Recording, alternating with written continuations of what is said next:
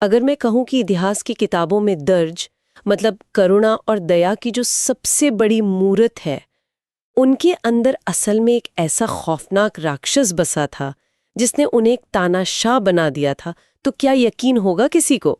ये मानना थोड़ा मुश्किल तो है। हाँ ना। हम बात कर रहे हैं लेडी विद द लैम्प की, यानी फ्लोरेंस नाइटिंगेल की। आज की हमारी इस गहन चर्चा में हम विक्टोरियन युग की उन महान हस्तियों के चेहरों से नकाब हटाएंगे जिन्हें दुनिया आज तक एकदम संत मानती आई है। बिल्कुल। और हमारे पास जो स्रोत हैं आज वो लिटन स्ट्रैची की काफी मशहूर और कह सकते हैं विवादित किताब एमिनेंट विक्टोरियंस के अंश हैं। सही कहा। और ये किताब साफ साफ कहती है कि इन महान लोगों की सफलता उनकी अच्छाई से नहीं आई थी, बल्कि उनकी असीम महत्वाकांक्षाओं से और कभी-कभी तो उनकी निर्ममता से आई थी। एक बहुत ही शानदार और चौंकाने वाला नजरिया है। देखिए, विक्टोरियन युग का इतिहास इतना विशाल और जटिल है कि लेखक का मानना है कि इसे एक सीधी रेखा में तो लिखा ही नहीं जा सकता। तो फिर इसे समझा कैसे जाए? वही तो। इतिहास के इस अथाह महासागर को समझने के लिए हमें इसमें एक छोटी बाल्टी डालनी होगी और कुछ खास नमूनों को निकालकर उनकी बारीकी से जांच करनी होगी।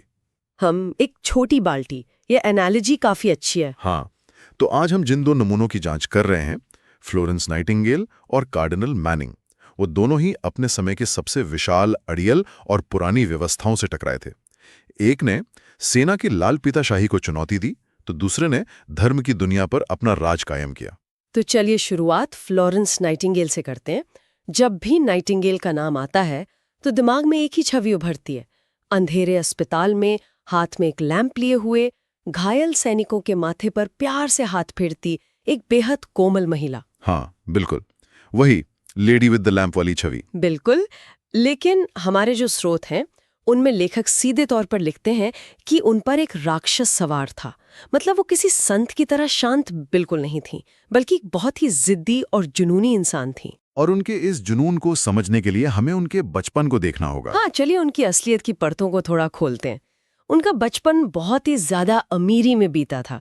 बड़े बड़े महल, शानदार पार्टियां, यूरोप की यात्राएं, मतलब उनके पास वो सब कुछ था जिसका उस दौर की कोई भी लड़की बस सपना देख सकती थी। हाँ, सही बात है। यहाँ तक कि उनके पास एक बहुत ही शानदार शादी का प्रस्ताव भी था, लेकिन उन्होंने उसे ठुकरा दिया। और पता है, उस प्रस्ताव को ठुकराने का कारण बहुत दिलचस्प था।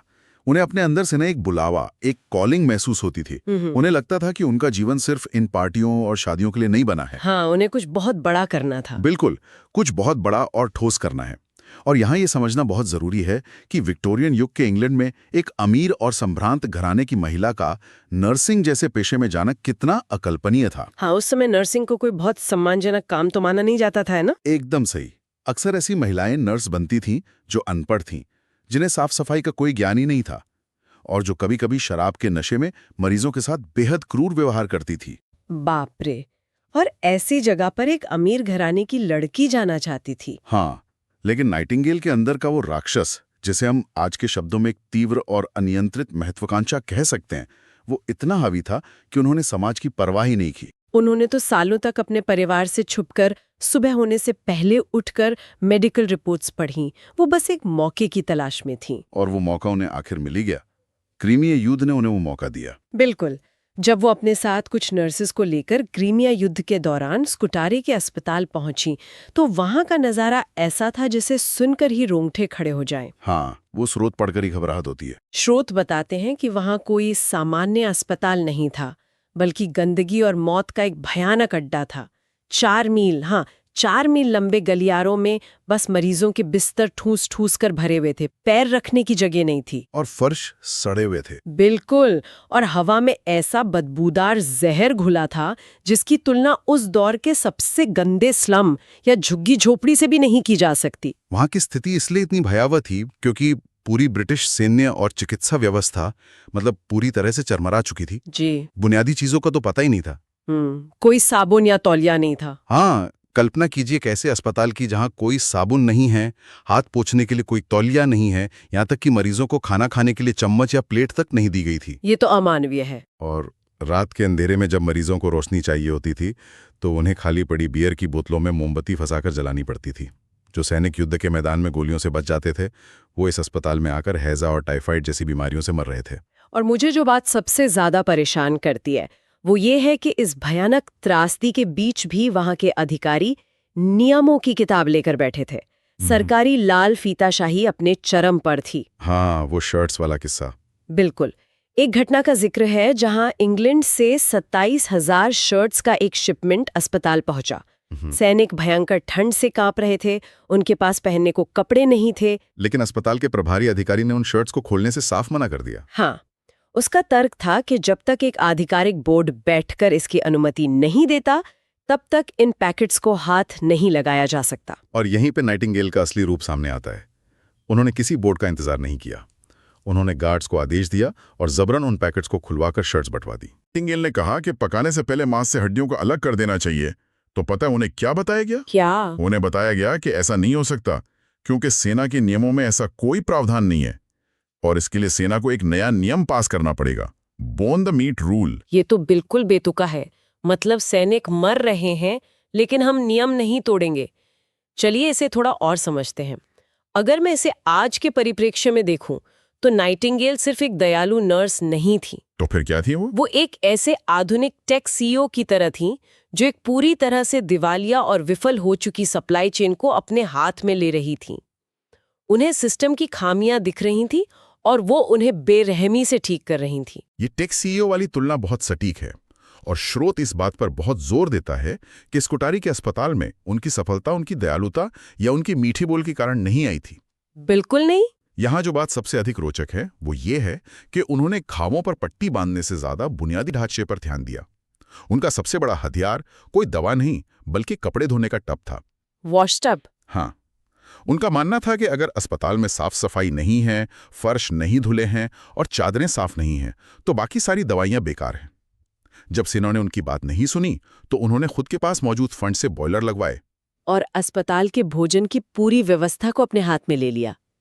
ये उनका सख्त अनुशासन और उनकी तानाशाही ही थी जिसने उस मौत के कुएं को एक असली अस्पताल में बदल दिया। लेकिन स्कूटारी से लौटने के बाद उनका संघर्ष खत्म नहीं हुआ।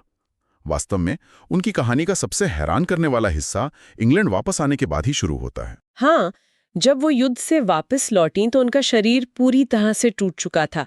वो गंभीर रूप से बीमार थीं। वो सालों तक अपने कमरे में बिस्तर पर पड़ी रहीं और उन्हें खुद लगता था कि उनकी मृत्यु बस कुछ ही दिनों दूर है। लेकिन स्रोत बताते हैं कि जब लोगों ने उनसे आराम करने के लिए कहा तो उनका जवाब था, आराम? मैं आराम कैसे कर सकती हूँ? बाप रे, इतनी बीमारी में भी? हाँ, उनका अगला लक्ष्य सिर्फ एक अस्पताल नहीं बल्कि पूरी ब्रिटिश सेना के चिकित्सा विभाग में सुधार करना था। और यहीं उनकी टक्कर उस समय के युद्ध मंत्री लॉर्ड पैनाम्योर से हुई। ओह, लॉर्ड पैनाम्योर। सत्ता के गलियारों में लॉर्ड पैनाम्योर को लोग द बाइसन कहते थे। बाइसन यानी एक बहुत भारी भरकम, सुस्त और बेहद अड़ियल जानवर। वो उस पुरानी सड़ चुकी नौकरशाही के प्रतीक थे जो कोई बदलाव नहीं चाहती थी। लॉर्ड पैनाम्योर की अक्षमता की जो कहानियां स्रोत में दी गई हैं वो किसी कॉमेडी फिल्म से कम नहीं लगती। मतलब युद्ध के बीच में जब क्रीमिया में हर तरफ हाहाकार मचा था और हजारों लोग मर रहे थे, तब लॉर्ड पैनाम्योर ने इंग्लैंड से एक बहुत ही जरूरी टेलीग्राम भेजा। और वो टेलीग्राम क्या था? उस टेलीग्राम में लिखा था, कैप्टन जाविस को कनखजूरे ने काट लिया है। वो कैसा है सोचिए, युद्ध मंत्री को एक कनखजूरे की पड़ी है। ये तो हद है। और हद तो तब हो गई जब बाद में पता चला कि उस कैप्टन को कनखजूरे ने काटा ही नहीं था, उसे बस एक फोड़ा हुआ था। इसके अलावा पैनाम्योर ने युद्ध के मैदान में अपने भतीजे का ख्याल रखने के लिए एक संदेश भेजा था, लुक आफ्टर डाउब। ये संदेश पूरी सेना में एक मजाक बन गया था। लेकिन नाइटिंगेल की खासियत ये थी कि वो लोगों की कमजोरियों को बहुत जल्दी भांप लेती थी। उन्होंने इस अड़ियल बाइसन की एक बहुत बड़ी कमजोरी खोज निकाली थी। बाइसन को धमकाया जा सकता था। अच्छा, कैसे? लॉर्ड पैनाम्योर जनता की राय और प्रेस से बहुत डरता था। नाइटिंगेल ने इसी डर का फायदा उठाया। उन्होंने पर्दे के पीछे से ये धमकी देनी शुरू की कि अगर सुधार नहीं हुए तो वो क्रीमिया के सारे डरावने अनुभवों को जनता के सामने रख देंगी। तो इस सब का मतलब क्या है? मतलब वो एक महिला थी। उस समय महिलाओं को वोट देने तक का अधिकार नहीं था। वो सीधे तौर पर राजनीति में नहीं जा सकती थी। तो वो अपने कमरे में बिस्तर पर बीमार पड़े पड़े पूरी ब्रिटिश सेना के नियम आखिर कैसे बदल रही थी? इसका जवाब उनकी राजनीतिक चतुराई में छिपा है। उन्होंने समझा कि वो खुद मंच पर नहीं जा सकती, इसलिए उन्हें एक प्रॉक्सी की जरूरत है। उन्होंने सिडनी हर्बर्ट नाम के एक बहुत ही आकर्षक राजनेता को अपना हथियार बनाया। Sydney Herbert. नाइटिंगेल अपने बंद कमरे में रात रात भर जाकर विशाल डेटा का विश्लेषण करती थीं, ग्राफ बनाती थीं और पूरी नीतियां लिखती थीं। फिर वो इन नीतियों को हर्बर्ट को सौंप देती थीं और हर्बर्ट संसद में जाकर उन बातों को लागू करवाते थे। यह एक महत्वपूर्ण सवाल खड़ा करता है कि क्या वास्तव में दुनिया उन लोगों द्वारा चलाई जाती है जो पदों पर बैठे हैं, या उनके द्वारा जो पर्दे के पीछे से अपनी इच्छा शक्ति थोपते हैं। हमने देखा कि कैसे नाइटिंगेल ने अपनी जिद से अड़ियल ब्यूरोक्रेसी को घुटनों पर ला दिया। बिल्कुल। लेकिन क्या होता है जब यही सत्ता की भूख और यही राजनीति एक ऐसी जगह पहुंच जाए जहां बात इंसानी शरीर की नहीं बल्कि इंसानी आत्मा की हो? चलिए बात करते हैं धर्म की दुनिया के सबसे बड़े रणनीतिकार कार्डिनल मैनिंग। नाइटिंगेल की तरह ही हेनरी एडवर्ड मैनिंग का जीवन भी एक असीम महत्वाकांक्षा की कहानी है, लेकिन उनके मामले में इस महत्वाकांक्षा की जड़ें उनके बचपन के एक गहरे डर में छिपी थीं। कैसा डर? बचपन में उन्हें बाइबल की आग और गंधक की झील का ऐसा खौफनाक डर दिखाया गया था कि वो उनके अवचेतन में बैठ गया। उन्हें लगता था कि अगर उन्होंने ईश्वर को खुश करने के लिए कुछ महान नहीं किया तो वो नर्क की आग में जलेंगे। ये डर उन्हें हमेशा सत्ता की तरफ धकेलता रहा। शुरुआत में मैनिंग का करियर इंग्लैंड के आधिकारिक चर्च यानी एंग्लिकन चर्च में बहुत तेजी से आगे बढ़ रहा था, लेकिन फिर ऑक्सफोर्ड आंदोलन और ट्रैक्ट 90 ने पूरे चर्च में एक ऐसा भूचाल ला दिया जिसने सब कुछ बदल कर रख दिया। यहाँ ट्रैक्ट 90 को समझना बहुत दिलचस्प है। विक्टोरियन इंग्लैंड में कैथोलिक धर्म को बहुत शक की नज़र से देखा जाता था। ऐसे में जॉन हेनरी न्यूमन नाम के एक विचारक ने ट्रैक्ट 90 नाम का एक पर्चा प्रकाशित किया। और उसमें क्या था? इस पर्चे में न्यूमन ने यह साबित करने की कोशिश की कि एंग्लिकन चर्च के नियम और कैथोलिक चर्च के नियमों में कोई बुनियादी फर्क नहीं है। ये बात इंग्लैंड के समाज में एक बम फटने जैसी थी। इस पर्चे ने पूरे चर्च को दो गुटों में बांट दिया। लेकिन मैनिंग के लिए जो सबसे बड़ा झटका था जिसने उन्हें एंग्लिकन चर्च छोड़ने पर मजबूर कर दिया, वो था गोरहम जजमेंट। इसे थोड़ा आसान भाषा में समझते हैं। हाँ, बताइए। विवाद को सुलझाने के लिए क्रिकेट के किसी विशेषज्ञ को नहीं बल्कि एक ऐसे जज को बुलाया जाता है जिसने जिंदगी में कभी क्रिकेट नहीं खेला, और वो कोर्ट में बैठकर तय करता है कि LBW का नियम क्या होगा। गोरहम जजमेंट कुछ ऐसा ही था। ये एनालिसिस स्थिति को बहुत साफ कर देती है। मामला बपतिस्मा के धार्मिक नियमों को लेकर था, लेकिन जब एंग्लिकन चर्च के भीतर इस पर विवाद हुआ तो इसका अंतिम फैसला चर्च ने नहीं बल्कि एक धर्मनिरपेक्ष और सरकारी अदालत ने सुनाया। और मैनिंग को ये बिल्कुल मंजूर नहीं था ना? बिल्कुल नहीं। मैनिंग के लिए ये बात बर्दाश्त के बाहर थी। वो ये स्वीकार नहीं कर सकते थे कि सरकार ये तय करे कि भगवान की इच्छा क्या है।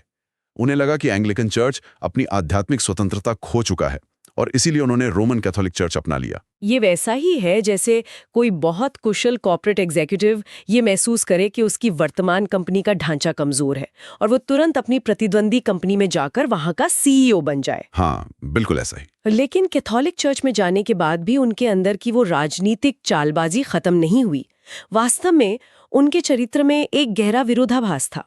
एक तरफ वो दुनियावी सफलताओं और पदों के बहुत भूखे थे, लेकिन दूसरी तरफ अपनी निजी डायरी में वो खुद को इसके लिए बुरी तरह कोसते थे। अगर हम इसे बड़ी तस्वीर से जोड़कर देखें तो वो अपने डायरी में लिखते थे कि उन्हें इन ऊंचे पदों की लालसा नहीं करनी चाहिए। वो सत्ता पाना भी चाहते थे और खुद को इसके लिए अपराधी भी मानते थे। अजीब कश्मकश है। इसके प्रायश्चित के लिए वो खुद को सजा देते थे, लेकिन जब बात राजनीतिक की आती थी तो वो किसी से पीछे नहीं थे। वेटिकन में अपनी जगह पक्की करने के लिए उन्होंने पोप के सचिव मॉन्सिग्नर टैलबुट के साथ एक गुप्त और बेहद मजबूत गठबंधन बना लिया। ये जिन्होंने ट्रैक्ट 90 लिखा था, यहाँ से कहानी एक अलग ही मोड़ ले लेती है।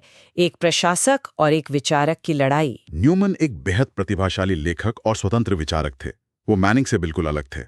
रोम के कार्डिनल्स को न्यूमन बिल्कुल पसंद नहीं थे, क्योंकि सत्ता हमेशा स्वतंत्र विचारों से डरती है। न्यूमन इंग्लैंड के ऑक्सफोर्ड में कैथोलिक केंद्र बनाना चाहते थे। सब कुछ लगभग तय हो चुका था, लेकिन मैनिंग ने पर्दे के पीछे से एक ऐसी चाल चली जिससे न्यूमन के सपने को कुचल दिया। उन्होंने रोम से गुप्त निर्देश भिजवाया कि न्यूमन को रोका जाए। और यहाँ टैलबोट ने मैनिंग को जो पत्र लिखा वो बहुत डरावना है। टैलबोट ने लिखा, न्यूमन इंग्लैंड में सबसे खतरनाक आदमी है। उसकी आत्मा को कुचल दिया जाना चाहिए। His spirit must be crushed। बाप रे, एक धार्मिक संस्था के भीतर ऐसी भाषा का इस्तेमाल, ये तो किसी माफिया फिल्म जैसा लगता है। और उनकी दुश्मनी यहीं खत्म नहीं हुई। सालों बाद जब एक नए पोप ने न्यूमैन को कार्डिनल की टोपी देने की पेशकश की, तो मैनिंग ने एक बहुत ही नीच चाल चली। उन्होंने अखबारों में क्या लीक किया था? उन्होंने अखबारों में चुपके से ये खबर लीक कर दी कि न्यूमैन ने इस बड़े सम्मान को ठुकरा दिया है। उनका उद्देश्य साफ था। वो चाहते थे कि जब ये खबर सार्वजनिक हो जाए तो रोम के लिए अपनी पेशकश वापस लेना मजबूरी बन जाए। हालांकि न्यूमैन को अंततः वो उपाधि मिल ही गई। यहाँ कहानी वास्तव में बहुत दिलचस्प हो जाती है। मुझे सबसे ज्यादा हैरानी तब होती है जब न्यूमैन की मृत्यु होती है। न्यूमैन के अंतिम संस्कार में मैनिंग खड़े होते हैं और न्यूमैन को अपना 60 साल पुराना दोस्त और भाई बताते हैं। राजनीति देखिए, मतलब ये राजनीतिक दोगलेपन की चरम सीमा है।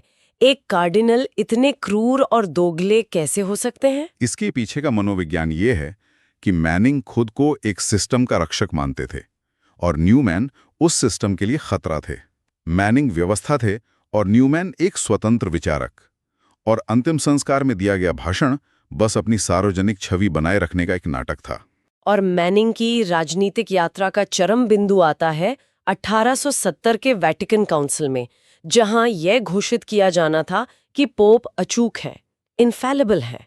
इंग्लैंड के प्रधानमंत्री ग्लैडस्टोन इसका विरोध करना चाहते थे, लेकिन मैनिंग ने बैक चैनल कूटनीति का सहारा लिया।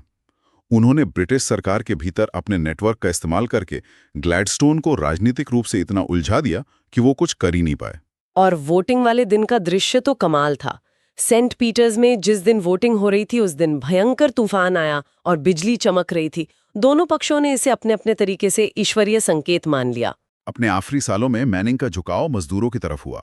उन्होंने डॉग स्ट्राइक को सुलझाने में मदद की, लेकिन अपनी डायरी में वो हमेशा ये सोचते रहे कि क्या उन्होंने सच में कुछ सार्थक किया है या उनका जीवन बस एक छाया बनकर रह गया। तो स्रोत सामग्री के इस पूरे विश्लेषण से ये बात साफ हो जाती है कि इतिहास केवल काले और सफेद में नहीं बटा है। न तो नाइटिंगेल पूरी तरह से एक कोमल महिला थीं और न ही मैनिंग संसारिक मोह से मुक्त कोई संत थे। बिल्कुल, नाइटिंगेल का गुस्सा और उनकी तानाशाही और मैनिंग की राजनीतिक चालें, यही वो चीजें थीं जिन्होंने उन्हें इतनी बड़ी सफलताएं दिलाईं। व्यवस्थाओं को बदलने के लिए अक्सर एक जिद्दी इच्छा शक्ति और निर्ममता की आवश्यकता होती ही है। श्रोताओं के लिए ये सोचने की बात है कि जब हम आज की दुनिया में बड़े बदलाव लाने वाले नेताओं को देखते हैं तो हमें उनमें संत नहीं खोजने चाहिए। महान बदलाव अक्सर बहुत ही जटिल और अंधेरे रास्तों से होकर गुजरते हैं। एकदम सही बात है। तो इस गहन चर्चा को खत्म करते हुए आइए एक अंतिम विचार पर गौर करते हैं। एक तरफ कार्डिनल मैनिंग है जो पूरी उम्र सत्ता के केंद्र में रहे, लेकिन अंत में अपनी डायरी में लिखते हैं कि उनका जीवन शायद दुनिया से कटा हुआ और व्यर्थ था। दूसरी ओर फ्लोरेंस नाइटिंगेल हैं जिन्होंने अपनी आधी से ज्यादा जिंदगी एक बंद कमरे में बीमार रहकर बिताई, लेकिन उसी अंधेरे कमरे से पूरी दुनिया की स्वास्थ्य व्यवस्था को बदल दिया। सोचने वाली बात है कि वास्तविक शक्ति आखिर कहाँ निवास करती है? क्या वो मंच पर रोशनी में खड़े इंसान के पास होती है या उस इंसान के पास जो बंद कमरे के अंधेरे से व्यवस्था के तार खींचता है?